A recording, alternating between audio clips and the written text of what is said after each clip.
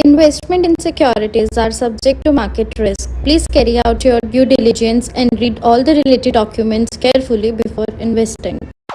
Channel को subscribe करना ना भूलें और हमारे ताज़ा वीडियो सबसे पहले देखने के लिए बेल आइकन को दबाएं।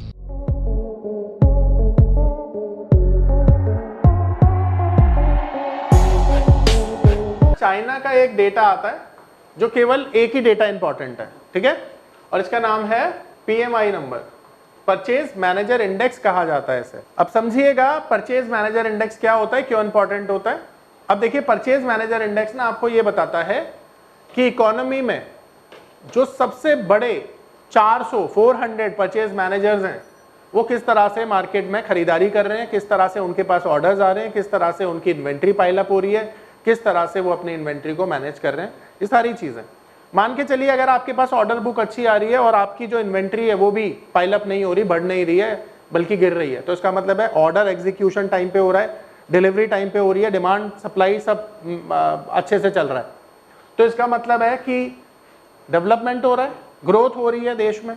ग्रोथ का मतलब है कि जब चीजें हमारी सही समय पे बनती हैं और सही समय पे बन के बिकती हैं तो क्या होता है, ग्रोथ होती है। अब ये जो PMI चाइना का हम देखते हैं ना, हर देश का होता है, पर देखना चाइना का इसलिए है क्योंकि चाइना दुनिया का सबसे बड़ा मैन्युफैक्चरिंग हब है। तो अगर चाइना मैन्युफैक्चरिंग करेगा और वो बहुत अच्छे लेवल पे होगा और उसका जो चाइना का जो समझो एक तरह से सप्लाई चेन है वो भी अच्छे से ग्रो कर रहा है, तो PMI का जो फिगर है, जो डेटा है, ये अच्छे नोट पर आएगा और ये बताने का काम करता है कि देश में मैन्युफैक्चरिंग अच्छी हो रही है, ठीक है, और सारी चीजें मैन्युफैक्चरिंग से जो भी जुड़ी हुई हैं वो बेहतर तरीके से हो रही हैं। अब मैन्युफैक्चरिंग में जिन जिन चीजों की जरूरत पड़ती है, स्पेशली बेस मेटल, उनके लिए ये डेटा बड़ा इंपॉर्टेंट होता है। अब ये बताओ मैन्युफैक्चरिंग में सबसे पहले बेस मेटल की जरूरत होती है। अब बेस मेटल की डिमांड का अगर हम देखें तो वो भी चाइना के PMI नंबर से ही पता चलता है, ठीक है। बेस मेटल के जो शेयर्स हैं कितना अच्छा करेंगे वो भी PMI से पता चलता है, तो इसका ना एक परसेंटेज होता है। देखो ये जो 50 है ना, ये पैरामीटर है, यानी कि अगर ये लेस देन 50 है तो इसका मतलब है कि इकोनॉमी में कॉन्ट्रैक्शन हो रहा है, नीचे जा रही है इकोनॉमी, तो ये नेगेटिव माना जाता है। किसके लिए, बेस मेटल प्राइस और उनके शेयर्स के लिए। और अगर ये 50 से बड़ा है तो इसका मतलब है ये एक्सपेंशन है और इकोनॉमी के लिए ये पॉजिटिव माना जाएगा और बेस मेटल के शेयर्स के लिए भी पॉजिटिव माना जाएगा, ठीक है।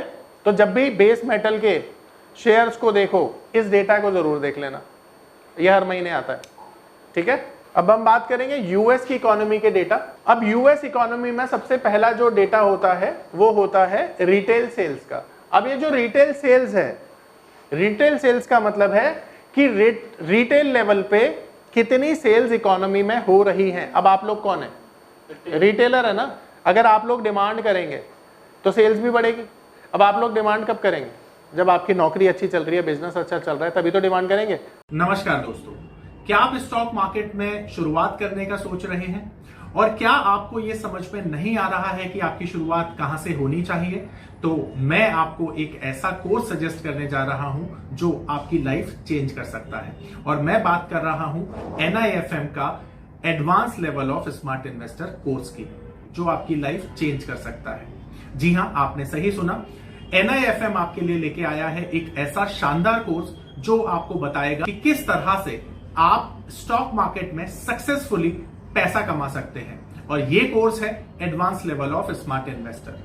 Advance level of smart investor course आपको हर छोटी से छोटी और बड़ी से बड़ी मार्केट की बारीकियों के बारे में जानकारी देता है और ये सभी जानकारियां आपको इस मार्केट में पैसा कमाने में बहुत ज्यादा मददगार साबित होती हैं। तो इस कोर्स को करने के बाद आप मार्केट में सक्सेसफुल ट्रेडर और सक्सेसफुल इन्वेस्टर बन सकते हैं। और अगर नौकरी बिजनेस अच्छा नहीं चल रहा तो डिमांड थोड़ी कम करेंगे, तो इसका मतलब है रिटेल सेल्स अगर बढ़ती है तो ये इकोनॉमी के लिए बड़ा अच्छा माना जाता है और गिरती है तो बुरा माना जाता है, ठीक है।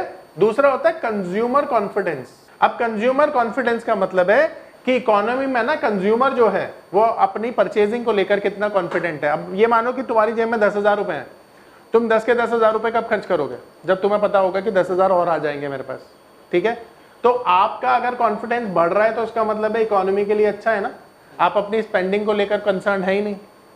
तो कंज्यूमर कॉन्फिडेंस बड़ा एक इंपॉर्टेंट फिगर है। इसके बाद जो इन्फ्लेशन के नंबर आते हैं ना, इन्फ्लेशन का इंटरप्रिटेशन वही होगा जो मैंने इंडियन मार्केट में बताया। तो सीपीआई नंबर आता है, ठीक है, यहाँ पे ये भी इंपॉर्टेंट होता है। तो कहने ये इन्फ्लेशन का ही नंबर है अमेरिका में, और ये बड़ा इंपॉर्टेंट है क्योंकि इंटरेस्ट रेट अमेरिका का घटेगा या बढ़ेगा इसी से पता चलेगा। तो अगर ये डाउन है तो अच्छा माना जाएगा इकोनॉमी के लिए, बढ़ेगा तो अच्छा नहीं माना जाएगा। अगला जो डेटा है वो है कोर गुड्स ऑर्डर, यानी कि देखो अमेरिका में ना जो कोर ड्यूरेबल्स कह सकते हो उसको, जब भी ये इकोनॉमी में इंक्रीज होते हैं अमेरिका में, तो इसका मतलब है कि फैक्ट्री को ऑर्डर्स मिल रहे हैं, और ऑर्डर कब मिलेंगे? जब माल बिकेगा। तो माल बिकेगा तो इकोनॉमी अच्छा चल रही है, तो इसका बढ़ना भी पॉजिटिव माना जाता है इकोनॉमी के लिए। अब मुझे एक बात बताओ, अनएम्प्लॉयमेंट जो होती है वो इकोनॉमी में अच्छी मानी जा सकती है क्या? नहीं ना। तो अनएम्प्लॉयमेंट जो है ना हर चीज के लिए रूट कॉज है, यानी हर बुरी चीज के लिए ये जिम्मेदार है। तो इसका गिरना अच्छा माना जाएगा ना। तो जब ये गिरती है तो पॉजिटिव होती है। तो अब ये मानो कि जितने डेटा मैंने आपको बताए ये मेजर डेटा होते हैं, मंथली बेसिस पर नॉर्मली आते हैं। तो आपको ये सभी डेटा कहाँ मिलेंगे? ये डेटा मिलेंगे forexfactory.com पे, ठीक है। और अब इनका यूज कैसे करना है वो समझ लो, अभी बताता हूं। जब भी तुम अपने ट्रेडिंग को प्लान करते हो, ठीक है, तो तुमको क्या करना है? सबसे पहले मान लो कि तुम्हें यह समझ में आ रहा है कि आज अमेरिका के अंदर जीडीपी नंबर आने वाला है, ठीक है। तो जीडीपी नंबर कब आने वाला है? शाम को, ठीक है। अब समझना मेरी बात को ध्यान से। तो अगर शाम को जीडीपी नंबर आने वाला है तो हमारे इंडियन मार्केट में क्या लोगों को ये बात पता नहीं है कि जीडीपी नंबर कैसे आएगा? क्या उन्हें ये नहीं पता कि अमेरिकन मार्केट के रिएक्शन से कल हमारे मार्केट में रिएक्शन आएगा? पता है ना। तो आप लोग बहुत सारी पोजीशन अगर लेकर जाते हो तो गलती कौन कर रहा है? आप कर रहे हो। तो जब भी मेजर डेटा आता है ना, और वो जिस डायरेक्शन में आता है उस डायरेक्शन में मार्केट के जाने के चांसेस होते हैं।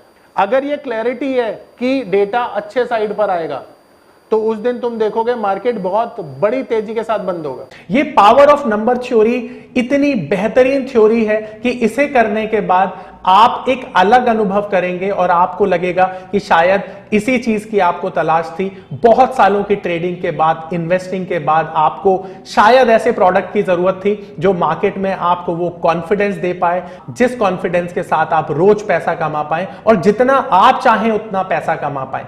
तो हमारी ये जो पावर ऑफ नंबर थ्योरी है ये आपको आपकी सभी इच्छाओं को पूरा करने के लिए है। और आप देखेंगे कि इस थ्योरी को करने के बाद जो आपका कॉन्फिडेंस है, आपकी जो एक्यूरेसी है, आपकी जो क्षमताएं हैं मार्केट से पैसा कमाने की, वो बहुत ज्यादा बढ़ जाएंगी। और आप देखेंगे कि जो आपने आज से पहले अनुभव नहीं किया था अपनी ट्रेडिंग के दौरान या इन्वेस्टमेंट के दौरान, आप इतना बेहतर अनुभव करेंगे इस कोर्स को करने के बाद। तो मार्केट बड़ी तेजी के साथ का बंद होने का मतलब ही है कि आज अच्छा आने वाला है, क्योंकि आपसे स्मार्ट लोग मार्केट में ऐसे जगह काम कर रहे हैं जहां पर आप या मैं नहीं पहुंच सकते।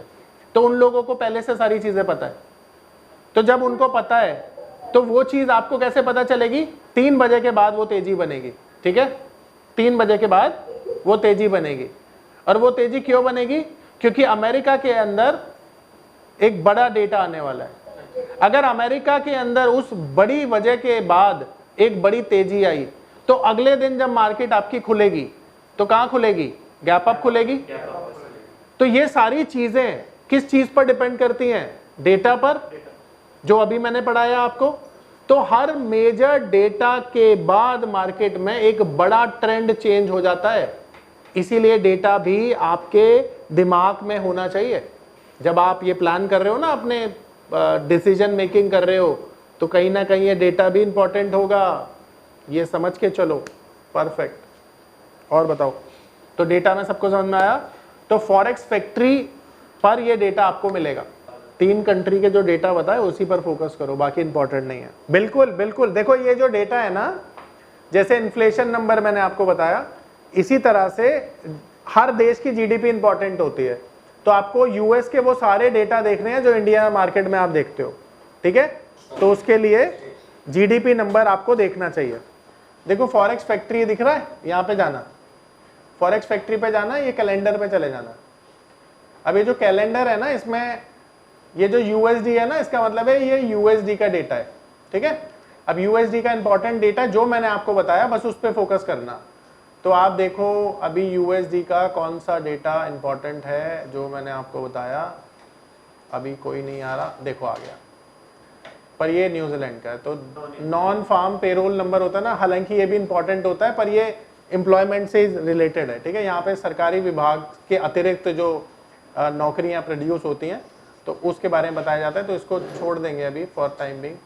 मैं आपको दिखाता हूँ रिटेल सेल्स का। तो जब भी ये डेटा आएगा ना, तो आपको अपनी प्लानिंग उसी हिसाब से करनी है। ये 15 तारीख को डेटा है, 14 तारीख को डेटा है रिटेल सेल्स का, ठीक है। अब आप देखो कि ये फिगर बड़ा इंपॉर्टेंट है, तो आप क्या कहोगे कि देखो भाई इस दिन एक बड़ी मंदी या तेजी आनी चाहिए मार्केट में, और आपको ये चीज पहले से इसलिए पता है क्योंकि ये डेटा आप देख सकते हो। तो कहने का मतलब क्या है कि जिस दिन बड़ा डेटा होता है उस दिन बड़ी मूवमेंट आने के चांसेस होते हैं। देखो कितना सिंपल हो गया आपका ट्रेडिंग प्लान, ठीक है। इस तरह से देख लेना। अब मैं दिखा रहा हूं आपको, जो मैंने आपको वो जो पैरामीटर्स बताए थे, अब उनको कैसे आपने देखना है ये बता रहा हूं। तो आप मनी कंट्रोल पे जाएंगे और कंपनी का सिलेक्शन कैसे करेंगे वो बता रहा हूं मैं आपको, ठीक है। तो यहां पर जाएंगे और मनी कंट्रोल जो पेज ओपन होगा तो आप देखेंगे यहाँ पे सर्च का ऑप्शन सबको नजर आ रहा है। अब मैं यहाँ पर आपसे एक एक कंपनी पूछूंगा सभी लोगों से और उसको एनालाइज करूंगा, ठीक है। तो पहले नंबर आपका, आप बोलो किस कंपनी को आप देखना चाहते हो। तिलक नगर इंडस्ट्रीज। किस्मत ना निशाने की तरह होती है, निशाना किसी का लग जाता है किसी का नहीं लगता, किस्मत उसी तरह से काम करती है। पर अगर निशानों की प्रैक्टिस की जाए तो निशाना अच्छा हो सकता है। किस्मत का भी ऐसे ही रहता है, ज्यादा प्रैक्टिस करोगे तो तुम्हारे फेवर में आ जाती है, समझ रहे हो। तो किस्मत को कैसे जीता जा सकता है बताओ? प्रैक्टिस करके, सिर्फ प्रैक्टिस करके। सही जवाब, प्रैक्टिस करके जीता जा सकता है। अब मैं तुम्हें एक ऐसी चीज सिखा रहा हूं जिससे तुम पैसा बनाओगे ही बनाओगे, ठीक है। अब ध्यान से समझना, एक एक पैरामीटर अच्छे से बता रहा हूं आपको, है ना, और कैसे इसको मेजर करेंगे वो देखना। तो इसकी एक बेसिक इंफॉर्मेशन ना यहां पर आपको दी गई है, बेसिक इंफॉर्मेशन आपके सामने। आप देखिए ये एक कंपनी है, जैसे मैंने आपको बताया ये कंपनी क्या करती है। अब हम देखेंगे इस कंपनी की एक बेसिक इंफॉर्मेशन, ठीक है। तो सबसे पहली चीज आपने देखनी है कि इसका 52 वीक हाई और 52 वीक लो क्या है। तो आप देखिए इस कंपनी का 52 वीक हाई है 7136 और लो है 5015 का, और कंपनी का करंट मार्केट जो भाव है वो है 6200 एंड समथिंग। इसका मतलब है कि ना ये हाई के पास है ना लो के पास है। अगर ये 52 वीक हाई के पास होती तो इसका मतलब है इसका ट्रेंड बुलिश है। विदाउट लुकिंग एट चार्ट आपको कैसे पता चलेगा कंपनी का ट्रेंड कैसा है? तो इसके लिए मैं एक थंब रूल दे रहा हूं, जब भी 52 वीक हाई के पास कोई शेयर चलता है तो वो बुलिश माना जाता है, और 52 वीक लो के पास होता है तो बेरिश माना जाता है। पर मिडिल में होता है तो no bearish no bullish, sideways है, ठीक है। अब यहां पर आप देखिए कि इसका जो ईपीएस है वो ईयर ऑन ईयर कितना बढ़ा है 24%। तो मैंने आपको क्या बताया था 10% बढ़े तो अच्छा है, 24% बढ़ गया। अब आप ये देखिए कि ये जो कंपनी है ना, इसका जो सेक्टर है, सेक्टर पी कितना है 37, जबकि कंपनी का पी कितना है 32%। तो इस सेक्टर की आउट परफॉर्मेंस इस कंपनी से आप एक्सपेक्ट करेंगे, और ऐसा मैं नहीं बोल रहा, ये डेटा बोल रहा है। प्राइस टू बुक रेशो थोड़ा सा हायर साइड पे है, पर देखो यहाँ पे प्राइस टू बुक के साथ आप कॉम्प्रोमाइज करेंगे। पूछे क्यों? क्योंकि ये अपने सेगमेंट की ना बहुत सेलेक्टिव कंपनी है, यानी इस सेगमेंट में बहुत ज्यादा कंपटीशन है नहीं, तो इसका मतलब है इनकी मोनोपोली है, और इसीलिए यहाँ पर बहुत ज्यादा हम बुक वैल्यू की तरफ नहीं जाएंगे, केवल अर्निंग से काम चलाएंगे, ठीक है। अब यहाँ पर बुक वैल्यू अगर आप देखेंगे तो सिर्फ 1000 रुपए की है, यानी 1100 रुपए के आसपास, और ये जो डिविडेंड देती है वो भी लगभग 1% का देती है, यानी आपने 1 लाख रुपए इन्वेस्ट किए तो 1000 रुपए आपको मिल जाएंगे एज अ डिविडेंड। तो आप देखेंगे कि कंपनी अभी तक अगर हम देखें तो इसमें कुछ बुराई नजर नहीं आई है, पर क्योंकि ये एक ना ऊपर वाले पैरामीटर हैं, तो कंपनी के अंदर से बैलेंस शीट देखनी पड़ेगी, और बैलेंस शीट से पहले हम इसे कंपेयर करेंगे कि इसकी तरह की जो कंपनियां और हैं क्या वो इससे बेहतर हैं या ये कंपनी उनसे बेहतर है। तो इसके लिए हमें करना होता है पीयर कंपैरिजन। अब ये जो पीयर कंपैरिजन है ये आपको मैं बताता हूं, पीयर कंपैरिजन हम करेंगे यहां से। तो देखिए इस सेगमेंट की ये 3 कंपनियां हैं, इकरा, क्रिसिल, केयर रेटिंग। अब ये तीनों कंपनियां क्या करती हैं, इसी फील्ड में काम करती हैं। अब यहां पर आप देखेंगे तो ये तीनों ही कंपनियां जीरो डेट कंपनियां, विच इज गुड थिंग। अब इनको, ये सर्विस इंडस्ट्री की कंपनी है, क्या इन्हें लोन लेने की जरूरत है। अब आप ध्यान से देखिएगा नेट सेल्स इनकी कितनी है, 500 करोड़ के अगेंस्ट में नेट प्रॉफिट देखिए कितना है, 30% का प्रॉफिट जनरेट कर रही है कंपनी, 30% का। 30% कितना होता है पता है ना, 30% का प्रॉफिट तो बहुत होता है। जबकि अगर आप नेट सेल्स देखेंगे 3300 करोड़ की क्रिसिल की, तो उसके अगेंस्ट में इसका प्रॉफिट है 700 करोड़ का। तो ये भी लगभग 25% है ना, लगभग 25% का प्रॉफिट जनरेट कर रहा है। और दूसरी तरफ जो केयर रेटिंग है वो भी 25 के आसपास की प्रॉफिट, बल्कि 25 से ज्यादा हो गया, ये 30% के आसपास का प्रॉफिट हो गया। अब भाई तुम्हें ऐसा नहीं लग रहा कि ये तीनों कंपनियां बेहतरीन कंपनियां हैं डेटा के लिहाज से, है ना। इस सेगमेंट को कोई छूना ही नहीं चाहता है। सोच के देखो, पैसा ना बड़ा हमेशा वहां बनता है। कहते हैं एक कहावत मेरा दोस्त बोला करता था बचपन में कि जो पेड़ होता है ना उस पे सबसे अच्छे फल ना सबसे टॉप पर लगते हैं, और वो हर किसी की किस्मत में नहीं होते क्योंकि वहां तक कोई पहुंचना ही नहीं चाहता। अगर तुम्हें फ्रूट ऐसे खड़े खड़े तोड़ने को मिल जाए तो क्या तुम ऊपर तक चढ़ोगे? ऊपर तक जाने की तलाश केवल वो करते हैं जिनके सपने बड़े होते हैं। अब ये एग्जाम्पल यहाँ फिट नहीं होता, पर मैं समझाना जो चाहता था वो तुम समझ गए। अब यहाँ पर तुम देखो कि ये एक ऐसा सेगमेंट है जिसकी कोई बात नहीं करता, क्योंकि इस सेगमेंट की बात केवल वही करेगा जिसके पास एक्सपीरियंस होगा। क्योंकि बहुत सारे लोगों को ऐसा पता ही नहीं है कि ये कंपनियां शेयर मार्केट में भी काम करती हैं, ठीक है। तो कहने का मतलब ये है कि ये जो कंपनियां हैं, देखो इनकी प्रॉफिट कितना बढ़िया आ रहा है, इनका बिजनेस मॉडल कितना शानदार है। यहाँ पे एक बार बताओ, अगर टैरिफ बढ़ेगा तो इसको क्या फर्क पड़ेगा? तुम्हें पता है जब भी तुम अपना बॉन्ड इशू करते हो, तुम कभी म्यूचुअल फंड इशू करते हो, तुम कुछ भी इशू करते हो, तो तुम्हें इसकी ना रेटिंग लेनी मैंडेटरी है। यानी तुम कोई भी प्रोडक्ट जब मार्केट में लाओगे तो इन रेटिंग एजेंसीज को तुम रेट कराने के लिए पैसे दोगे, ठीक है, मैंडेटरी है। तो इनकी कमाई तो पक्का आएगी ना जब भी मार्केट में कोई नया फाइनेंशियल प्रोडक्ट आएगा। तो इनका बिजनेस मॉडल तो बहुत अच्छा हो गया, इसीलिए ये बहुत यूनिक कंपनीज है। अब यहां पर देखो, अगर आप नजर डालोगे आरओई पर, चलो परफॉर्मेंस पे नजर डालते हैं, तो केवल केयर रेटिंग ने पॉजिटिव रिटर्न दिया है, बाकी सबने नेगेटिव दिए हैं। पर मुझे एक बात बताओ ना, ये अकेली कंपनी थोड़ी है जिन्होंने नेगेटिव रिटर्न दिए हैं। इस साल तो 40% डाउन है प्रॉफिट लोगों के, तो तब भी अगर ये 10% के नेगेटिव पे चल रही हैं तो मुझे लगता है बहुत कम करेक्शन है। आरओई पे नजर डालोगे तो 2 कंपनियां हमारे, वैसे तो तीनों कंपनियां पास हो रही हैं, देखो 16% भी कम नहीं होता, पर क्रिसिल ने बाजी मारी है इसमें, जिसमें 26% का आरओई है। अगर मैं प्राइस टू बुक वैल्यू की बात करूं तो तुम देखोगे यहाँ पे क्रिसिल थोड़ा महंगा है, बट बाकी के सस्ते हैं, ठीक है। और अगर आप पी की बात करेंगे तो यहाँ पर ऑलमोस्ट सब इक्वल हैं, बहुत ज्यादा डिफरेंस नहीं है, पर फिर भी इकरा सबसे सस्ते पी के साथ अवेलेबल है। मार्केट कैप के लिहाज से तुम देखो कंपनियां तीनों ऑलमोस्ट 2 कंपनियां एक जैसी हैं, पर एक फार बेटर आ गई क्रिसिल, यानी कि इन दोनों कंपनियों को मिला लें उससे भी 3 गुना ज्यादा बड़ी कंपनी। तो इसका मतलब क्या है? इसका मतलब ये है कि ये जो क्रिसिल है मार्केट कैप के लिहाज से बड़ी है, प्रॉफिट के लिहाज से अच्छी है, आरओई के लिहाज से अच्छी है। अब यहाँ पर सवाल ये है कि थोड़ी सी बस प्राइस महंगी है, तो आप देखोगे कि इसका पी रेशो थोड़ा सा हायर साइड पे है। अदरवाइज सारी चीजें किसके फेवर में? क्रिसिल।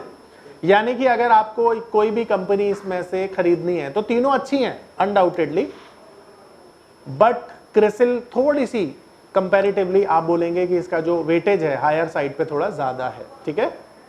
चलिए, अब ये कंपैरिजन कर लिया, हमेशा ये कंपैरिजन करेंगे आप, इससे बेहतर कंपनियों का सिलेक्शन होगा। अब यहां पर आप देखेंगे एक चीज होती है प्रमोटर होल्डिंग। अगर प्रमोटर अपनी होल्डिंग को बढ़ा रहा है तो it is a good sign for the company price in upcoming years. तो आप देखेंगे यहां पर होल्डिंग सस्टेन है, ना कम की गई है ना ज्यादा। अगर ये बढ़ जाती तो अच्छा माना जाता है ये।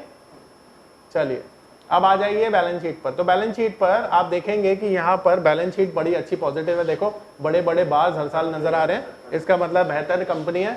तो यहाँ पर आप जाएंगे और सबसे पहली जो चीज आप देखेंगे ना, स्टैंड अलोन कर लेना इसको, तो इसको कंसोलिडेटेड ही करना, ठीक है, इसे कंसोलिडेशन में देखना है। अब यहाँ पे सबसे पहला पैरामीटर मैंने आपको क्या बताया था, क्या देखना है, कंपनी की आत्मा को, जो कि है कैश फ्लो। अब मुझे एक बात बताओ, मैंने आपको बोला था अगर कैश फ्लो बढ़ जाएगा तो ये कंपनी के लिए अच्छा है, तो एक बार बताओ इसका तो कैश फ्लो कितना बढ़ गया, 30% बढ़ गया। अब 30-40% अगर कैश फ्लो बढ़ गया है तो ये बुरा कैसे माना जाएगा? तो इसका मतलब क्या है, ये बहुत अच्छी बात हुई है कंपनी के लिए। तो सबसे पहला इसे टिक कर दो कि ये शेयर अच्छा माना जाएगा। कर दिया, ठीक है।